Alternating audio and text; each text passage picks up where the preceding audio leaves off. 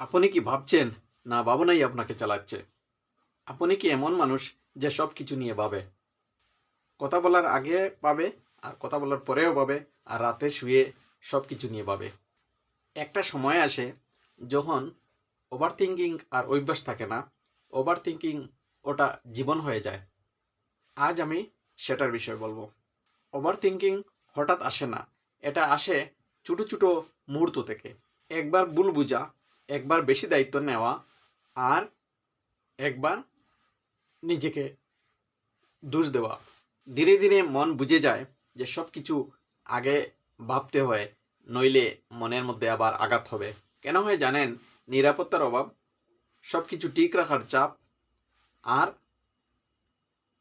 প্রত্যাখ্যানের ভয়।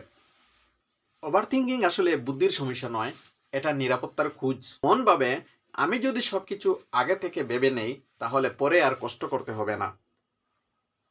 কিন্তু এটা রক্ষা করতে গিয়েই মন ক্লান্ত হয়ে পড়ে। এক সময় আপনি চুপ ছিলেন কারণ কথা বললে আপনি ক্লান্ত হয়ে পড়বেন, পরিস্থিতি খারাপ হয়ে যাবে। এক সময় আপনার অনুভূতিকে গুরুত্ব দেওয়া হয়নি। মন তখন সিদ্ধান্ত নিয়েছে, আমি ভাববো, বেশি ভাববো, আর বেশি ভাবলেই আমি নিরাপদ হয়ে যাব, আর কষ্ট করতে হবে না। ওভার থিঙ্কিং আসলে একটি পুরনো প্রতিরক্ষা। মন প্রশ্ন করে, আমি কি ঠিক করেছি, আমি কি ঠিক ভেবেছি, ওরা আমার সম্পর্কে কি বলবে? উত্তর মেলে না, আর প্রশ্নও থামে না। আমি এখানেই ছিলাম, আমি জানি জানি এই জায়গাটা। রাতে শরীর ক্লান্ত, কিন্তু মাথা থামে না। একসময় বুঝছিলাম আমি সমস্যা নই, আমি শুধু আমার মাথাকে ঠিক করছি, শান্ত রাখার চেষ্টা করছি, যাতে সব কিছু ঠিকঠাক থাকে। রিক্লেইম করা শুরু হয় যেখান থেকে। প্রতিটা ভাবনার সঙ্গে লড়াই করা নয়, কিছু ভাবনাকে যেতে দেওয়া। কিছু ভাবনাকে বলা, এই ভাবনাটা আসছে, কিন্তু এটাকে প্রশ্রয় দেওয়া নয়, এটাকে ছেড়ে দেওয়া। কারণ আমি তো এটা নই। আর এটা হচ্ছে পালানো নয়, এটা হচ্ছে সচেতনতা।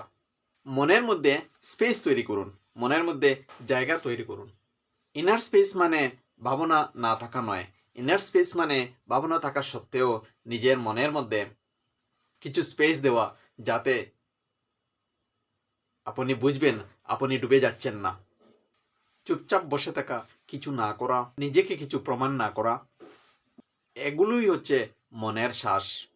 ওভার থিঙ্কিং মানে আপনি দুর্বল নও, আপনি একটা সময় খুব বেশি সাবধানতা অবলম্বন করেছিলেন, কিন্তু এখন আর সেই সাবধানতার দরকার নেই। মন আপনার শত্রু নয়, মন শুধু ক্লান্ত, মন চায় নিরাপত্তা। আর আপনি শিখেছেন নিজেকে নিরাপদ করতে। ভাবনা ছাড়াও উপায় আছে। গভীর কথা পেতে চ্যানেলটি সাবস্ক্রাইব করুন, কারণ আমরা এখানে চিৎকার করি না, আমরা এখানে মনের মধ্যে স্পেস বাড়াই। ধন্যবাদ।